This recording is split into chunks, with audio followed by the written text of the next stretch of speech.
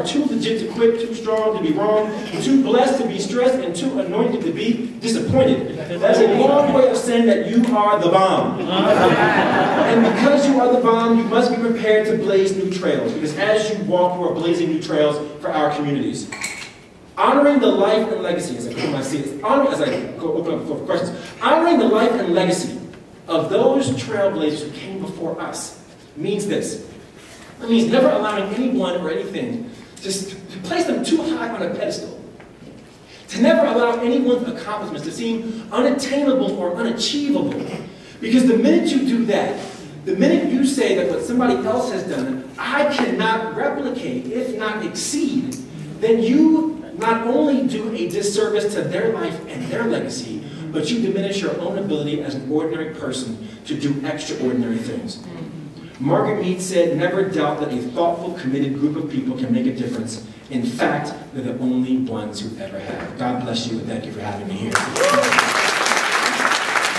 The first one is, what was your experience with Donald Trump on a personal and professional level?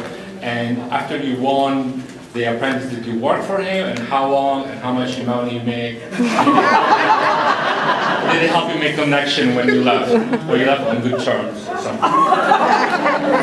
That's a good question. It's a good question.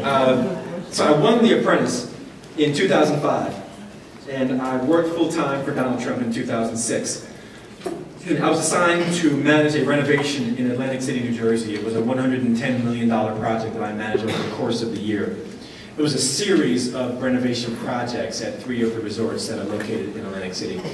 The project went well. Everything got done under budget, on time. I met my expectations, if not exceeded them. I was given the opportunity to stay longer had I chosen to do so, but I actually opted to go back to my firm. I had started BCT Partners prior to the show. It was 2000 when I started BCT. Again, I auditioned in 05, filmed in 05, and then won in 06. So I took a leave of absence from my own company for a year. And not surprisingly, there were many who contemplated or speculated that I would end up continuing to build a career with Trump. And I was clear with my colleagues at BCT and clear with Mr. Trump that I actually had no intention of building a career with him. In fact, I told him, Mr. Trump, I told him, I said, I would like to actually spend the year, learn from you, be mentored by you, and then go back and then make my company bigger than yours. Isn't that the point? I said, that's not funny. I said, come on, it's hilarious. Joking? So that's in fact what I did. I spent the year, I went back to my firm, I went back for a year and a half, all of 07 and all of 08, and my firm is in a much better position now than it was, say, 2 years ago, given my relationships, given my exposure, you might say, and given my lessons learned from the entire experience. So, you know, I'm very focused, because we're located in Newark, New Jersey, you know, the heart of Newark, you know, being an asset to the community, providing jobs, spawning economic development, and giving back. And so I could never give that up.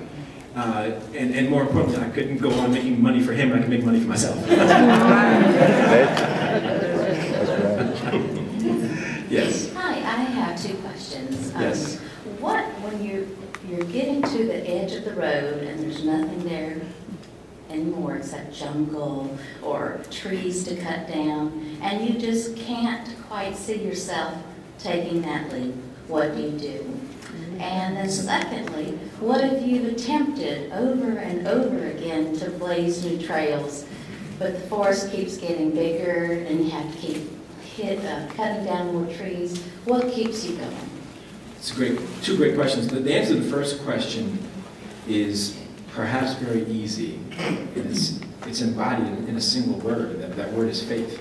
You know, there's a quote that escapes me that you almost recited verbatim. The quote, which someone in here will know, speaks about coming to the edge of all that you know and being willing, and saying that either of 2 things will happen, that kind of the road will be extended or you will be given wings to fly. And somewhere in that quote, it speaks to faith. That faith is that stepping out to know that you'll either be caught or that you'll fly. And there's nothing more articulate that I could say than that part of it is developing and learning an intuition about what is it that you're called to do, and then having the faith and belief in yourself that that's what you can indeed accomplish. And that's a lifelong process. I didn't find my calling, you might say, till I was 30 years old. You know, kind of this myriad combination of a technology company and entrepreneurship and community service is at the core of what my company does, focused on improving low-income communities. But to your second question, what have I tried and tried and tried? The answer is business. Believe it or not, I mean, hopefully believe and not. This is my 5th company, BCT Partners, and to be very clear, the first 4 failed, and failed miserably. So I mentioned miserably? Miserably. But it's a lesson in every failure, and it's taking the time to extract that lesson that distinguishes failure from success. And so, if I were to have been discouraged by the first, or the second, or the third, or the fourth, and this might be the 5th, let's be honest, there's nothing guaranteed, then I wouldn't be where I am. I wouldn't be where I am today. But it's again being disciplined about taking the time to learn from the mistakes. What could I have done differently? How can I approach it differently? What can I learn to take away moving forward? And so every company has built upon the last one. Thanks to God, this one has been the most successful, and certainly being on TV didn't hurt. But it's still a work in progress. So check with me in a year, and I can tell you how things stand. But I'm still working at it. I'm not done. I've got a lot more years at BCT to get us where I want us to be. We're not there yet. I'm not bigger than Trump yet. Dr. Pinkett, I want to first say welcome to Columbia and thanks for coming. I have a 21-year-old, and it's a young man, and he has a little sprout of entrepreneurship going. So I want to know, what company did you start at 19, and what was your motivation, and who was behind you to make you go forward? Another good question. I technically started even younger because I did sell lemonade. I did sell candy.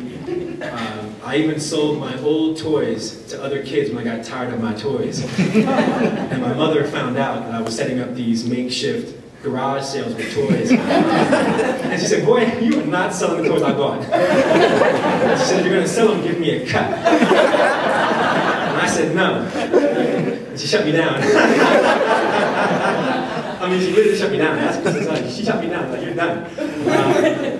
But then when I got to college, interestingly, you know, think about that history of you know, kind of lemonade and candy and toys, and the list goes on. I got to college, and if you had asked me my first year at college, what do you see yourself doing when you graduate, I would have told you I expect to work for a corporation. Now that's ironic, isn't it? So my junior year, a friend who coincidentally went to Rutgers, was 2 years older than me. He started his own company. I talk about this in my book, Campus CEO. His name is Wayne. Wayne started a company selling t-shirts. And I saw Wayne the first day of school when all the student groups had tables set up to recruit entering students. And he had his own table selling t-shirts. And I walked by, I said, "Man, what are you doing?" He said, "What does it look like I'm doing?" I said, "Selling t-shirts." He said, "That's what I'm doing." I said, "Are you making money?" He said, "Well, what does it look like I'm doing?" I said, "It's like you're making money." He said, "I'm making money." I said, "You gotta be kidding me." So I was blown away. I mean, he was all of 20 years old running a company selling t-shirts. I'm thinking, I grew up with him. He looks like me. I can relate to him. Why am I not thinking along the same lines? If he can do it, why can't I do it?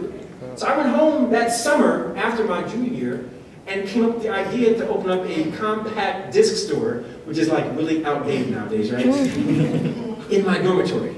So my senior year at Rutgers, I had a store in my dorm which broke every rule that Rutgers had. And I sold CDs, and that was my first official venture. The CDs weren't bootleg, they were legitimate. I charged sales tax, I remitted it to the state, I had inventory, I had payroll, I had it all. I had a whole operation in my dorm, I'm not exaggerating. And that was the first seed of entrepreneurship for me officially, notwithstanding what happened prior. And from that point forward, I had resolved I will never work for somebody other than myself. And then of course I'm going to work for Donald Trump. But nonetheless, I've been an entrepreneur ever since. Everything I've done since then has been in the entrepreneurial space, and that was what catapulted me in that direction, was that single moment with Wayne Abbott. Yeah, crazy.